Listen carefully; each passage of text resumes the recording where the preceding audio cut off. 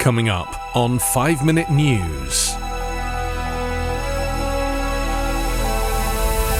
Kevin McCarthy fails to win enough votes as US Speaker. Report says California police more likely to stop black teens. And state of Missouri executes first transgender inmate. It's Wednesday, January 4. I'm Anthony Davis. Republicans adjourned in chaos on Tuesday night after failing to elect party leader Kevin McCarthy as the new Speaker of the House, ending an embarrassing first day of the new Congress, but hoping to somehow regroup today from his historic defeat. The abrupt end to a long, messy day one showed there is no easy way ahead for McCarthy, who promised to fight to the finish to claim the gavel, despite opposition from the chamber's extremist far-right members. Needing 218 votes in the full House, McCarthy got just 203 in 2 rounds, less even than Democrat Hakeem Jeffries in the GOP-controlled chamber, and he fared even worse with 202 in round 3. Tensions rose as night fell on the new House majority and all other business came to a halt.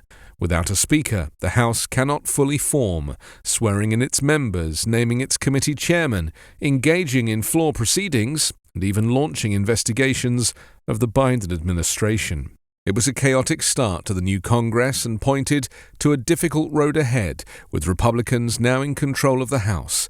A new generation of MAGA Republicans aligned with Donald Trump's extremist agenda want to upend business as usual in Washington and were committed to stop McCarthy's rise without concessions to their priorities.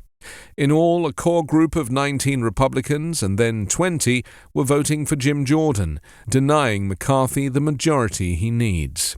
Democrat leader Hakeem Jeffries tweeted, "Day 1, House Dems are united and ready to get to work. Complete chaos on the other side of the aisle." California law enforcement searched teenagers whom officers perceived to be black at nearly 6 times the rate of teens perceived to be white during vehicle and pedestrian stops in 2021, according to a state report released yesterday. The annual report by California's Racial and Identity Profiling Advisory Board, part of a law that initially took effect in 2018, is among several reforms taken by the state in recent years amid increased focus on police brutality and racial injustice nationwide. The 58 agencies collectively made more than 3.1 million stops in 2021. The data includes how officers perceive an individual's race or gender, even if it's different than how the person identifies, because the officer's perception is what drives bias. In more than 42% of the 3.1 million stops by those agencies in 2021, the individual was perceived to be Hispanic or Latino, according to the report. More than 30% were perceived to be white and 15% believed to be black. Statewide, however, 2021 census estimates say black or African American people made up only 6.5% of California's population, while white people were about 35%. Hispanic or Latino people made up roughly 40% of the state's population that year. Law enforcement also searched people who were perceived to be black at 2.2 times the rate of people thought to be white. And police were more than twice as likely to use force against people they thought were black as compared to people whom officers believed to be white.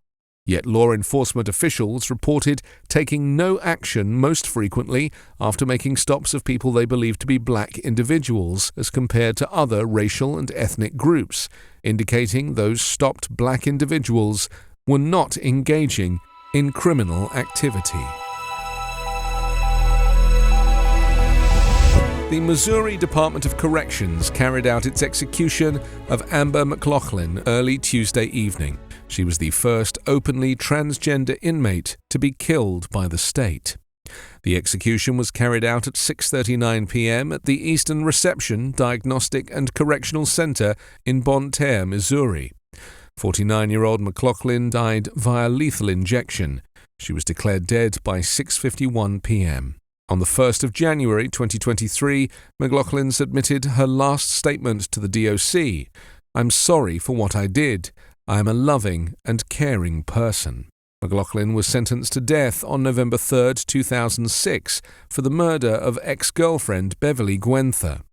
McLaughlin was convicted of rape and murder in 2005. However, St. Louis County jurors failed to reach a unanimous consensus on the death penalty. The presiding judge ultimately made the death sentence determination.